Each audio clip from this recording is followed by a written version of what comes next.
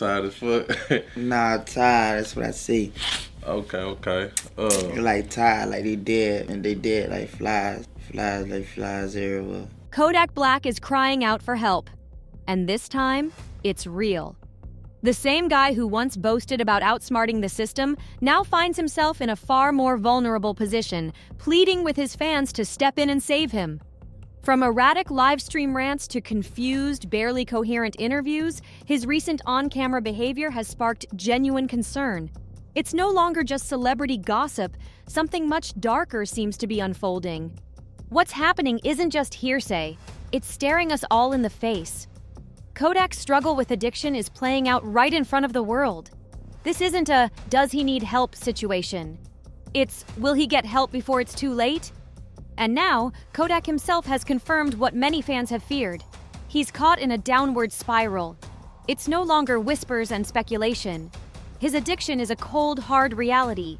The heartbreaking part? He's the one openly admitting it. His career, his health, his life, all of it is teetering on the edge. That vibrant, childlike spark that once lit up his work is fading fast. It's no secret that Kodak Black has always been raw and brutally honest in his music. It's what made his tracks resonate so deeply with fans. His pain gave his art a certain edge, a weight that hit hard. Sure, he's seen incredible highs, chart-topping hits, packed-out venues, but the lows have been just as unforgettable. From headline-making legal troubles to time spent behind bars, and now this very public battle with substance abuse, Kodak's journey has been one storm after another. The moment things really took a turn was at Rolling Loud. That performance left fans stunned. Kodak looked disoriented, far from the sharp, energetic artist they had come to love on stage.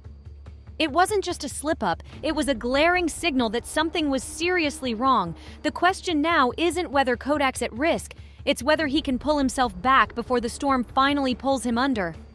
Kodak came out looking totally gone, like he wasn't even sure where he was. He stumbled across the stage, colliding with his own dancers, moving like he'd lost all sense of direction. The crowd was stunned, unsure of what they were witnessing. And of course, once the clips hit the internet, they spread like wildfire. But this time, things felt different. Kodak wasn't just off. He didn't just seem high. He looked completely lost, like he'd been abandoned on stage, surrounded by thousands of people, yet totally alone. This has everyone wondering, where is his support system? Where are the people who should be stepping in, the ones who've been with him since day one? Why does it look like no one's intervening before things spiral even further out of control? It's not like these issues are new. Kodak's been here before, but this time, it feels more serious, more desperate. And just when it seems like he might have a chance to get back on track, another headline hits. The legal troubles haven't stopped. If anything, they've gotten worse. And these aren't minor hiccups. Kodak's rap sheet is a string of high-profile cases that have kept him in and out of the system since the beginning of his career. The revolving door of court appearances, probation violations, and arrests has become a grim routine. The industry has been keeping its distance, and that isolation has only made his struggles harder to face. Take that early case. According to the Associated Press, Kodak was initially staring down some heavy R charges. Eventually, he pled guilty to a first-degree count and accepted a plea deal. No prison time, just probation. But the damage was done. The stigma stuck, and the industry wasn't willing to gamble on him. Sponsors pulled out, collaborations disappeared, and opportunities dried up. That kind of rejection can cut deep, leaving scars that don't heal easily. It became a cycle of setback after setback, and Kodak's mental health took the hit. And then came the barrage of 2018, an absolute legal disaster. 7 charges, 7. Grand theft of a firearm, possession while already having a record, probation violations. The list went on and on. Each headline seemed worse than the last, painting a picture of a talented artist trapped in a never-ending storm of legal chaos. The world watched as Kodak's life seemed to unravel, and the questions only grew louder. Who's really there for Kodak Black? And can he turn it around before it's too late?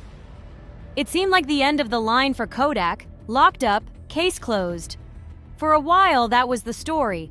But then, just 7 months later, in a twist no one saw coming, he walked out of jail.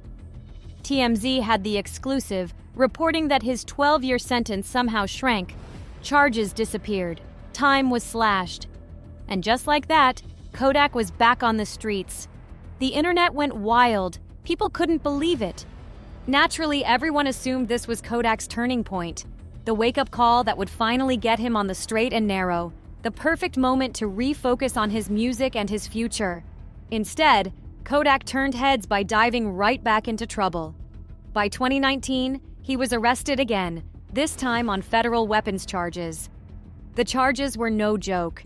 He pled guilty and was handed a 46-month sentence. It felt like a reality check, a humbling moment. Fans thought surely this was it, surely now he'd pull it together. But then came the twist that had everyone's jaws on the floor. On January 20th, seemingly out of nowhere, Kodak received a full presidential pardon from Donald Trump. There were no hints, no whispers beforehand, just an announcement that Kodak was free. The internet erupted. The unexpected nature of the pardon left people stunned. Suddenly, Kodak was walking free, and it felt like maybe, just maybe, this was his second chance. When he came out, the difference was striking. Kodak looked sharper, healthier, more composed. It seemed like he was finally clearing his head, ready to leave the chaos behind. People started talking. Could this be his redemption arc? A fresh start? A clean slate? The energy was shifting, and for a moment it felt like Kodak was turning a corner. But the quiet didn't last long. In 2022, Kodak was back in the headlines, but not for music. It started as something minor, a routine traffic stop for a window tint violation. Something simple, something small. But with Kodak, nothing ever stays simple. But when the cops searched the car, everything spiraled. They found something that raised eyebrows, and the situation quickly turned messy. Here's where it gets complicated. This wasn't some random traffic stop. It happened right after Kodak had been shot in the leg at a party. His explanation was straightforward. He was in pain, and the meds they found were prescribed. No street deals, no shady business. A real doctor, a legit prescription. "I'm hurting," he said. "I've got a legit script." But here's the thing. When you've spent years wrapped in controversy, getting people to believe you isn't easy. Once you've been labeled as trouble, even legitimate moves get thrown under the microscope. Nobody's handing out the benefit of the doubt. And despite Kodak's attempts to set the record straight, to explain the situation, the skepticism lingered. It was obvious that his biggest fight wasn't just with the system, it was personal. Over and over, he talked about wanting to change, to move smarter and live better. But for every step forward, it seemed like life yanked him back 2 steps. There were even glimpses of real growth. At one point, Kodak mentioned plans to open a CBD shop. You heard that right, a business designed to help people manage pain and stress naturally. He talked about using his own struggles to bring relief to others. It was a moment of purpose, of clarity, and for a second, it looked like he was ready to flip the narrative. He wasn't just about his own survival anymore. He wanted to make a positive impact. For a moment, it felt real, like this could be the turning point. But Kodak's path has never been a straight line. His life has been a whirlwind of highs, lows, and unexpected twists. Just when it seemed like he was finally leveling out, news broke that he'd been rushed to the hospital. The whispers started immediately. Rumors flew, and before long, people were speculating. Was this an overdose? Allegedly, that's what people were saying. The whispers turned into a buzz, and once again, Kodak found himself at the center of chaos, even as he tried to find his footing. The speculation was everywhere. Outlets hinting at a possible overdose, fans spiraling into panic, wondering if Kodak was okay, even questioning if he'd made it through at all. Then, less than a week later, Kodak appeared on Instagram Live, seemingly ready to reassure everyone, but instead of putting rumors to rest, he added fuel to the fire. Mid-sentence, as he was casually talking to fans, he just fell asleep, right there, on live. Some people tried to downplay it. "He's probably just tired," they said. But those who had been following his recent patterns weren't so sure. This wasn't just about being a little sleepy. There was clearly something deeper going on, something troubling that was becoming harder and harder to ignore. Then came the Drink Champs interview, and that was a whole different kind of concern. The interview wasn't just awkward, it was unsettling. Kodak looked completely out of it. He slurred his words, struggled to keep track of the conversation, and zoned out more than once. He seemed far removed from the sharp, engaging presence people were used to seeing. Fans were seriously alarmed, questioning what was really going on behind the scenes. And just when people were still reeling from that chaotic appearance, Kodak turned up on Kai Cenat's stream.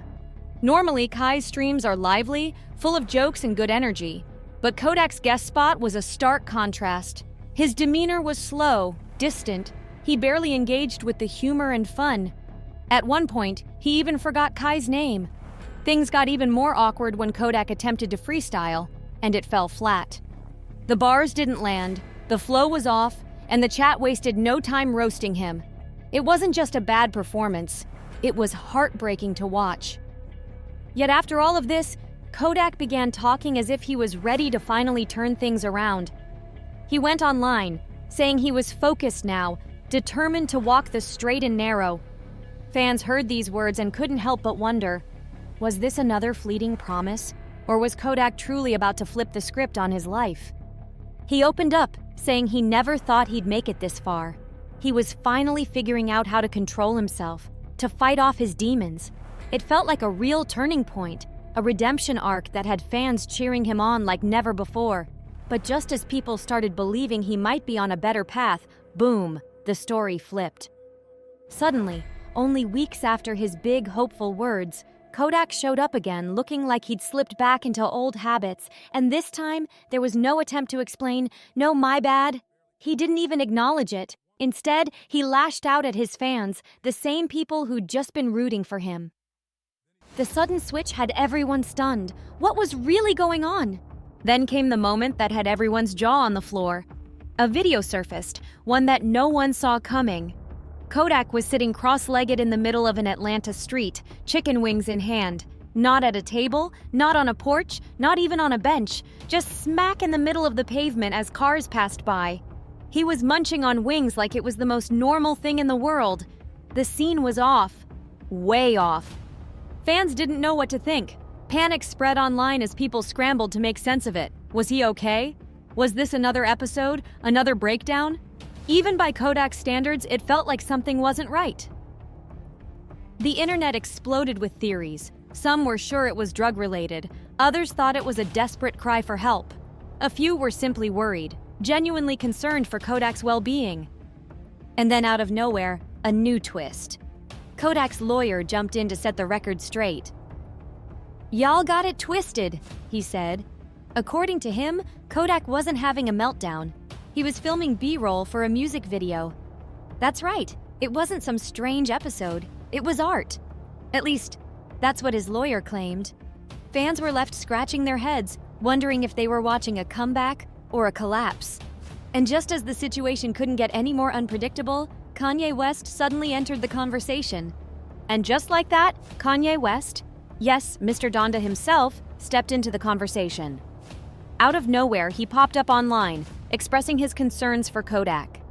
He even announced that he was planning to fly to Atlanta personally to check on him. That alone would have been shocking enough, but Kanye didn't stop there. He was telling people in the area to keep an eye on Kodak until he could get there. According to Kanye, the whole situation felt like a sign, especially since Kodak was spotted rocking a Donda chain right at that moment. It didn't take long for whispers of a possible collaboration to start buzzing. Imagine that. Kodak Black and Kanye West teaming up. Some people dismissed it as just Kodak being Kodak, maybe even a well-timed PR move designed to go viral. But others? They couldn't help but raise serious concerns. With Kodak's history of addiction struggles, the wild clips, and the strange behavior, plenty of fans still see major red flags.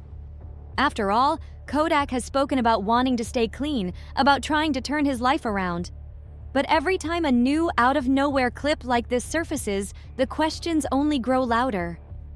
What's really happening behind the scenes?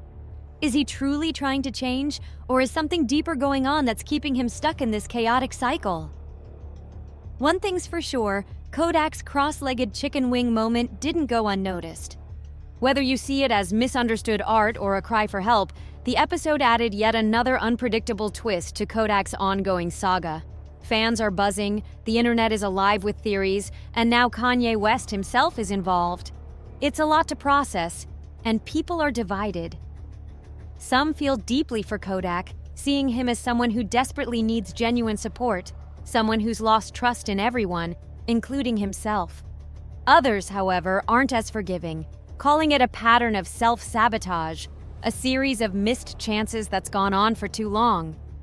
At the heart of it all is one question: is Kodak crying out for help, or is he simply misunderstood in a world that hasn't given him a fair shot? The debate rages on, with opinions flying left and right.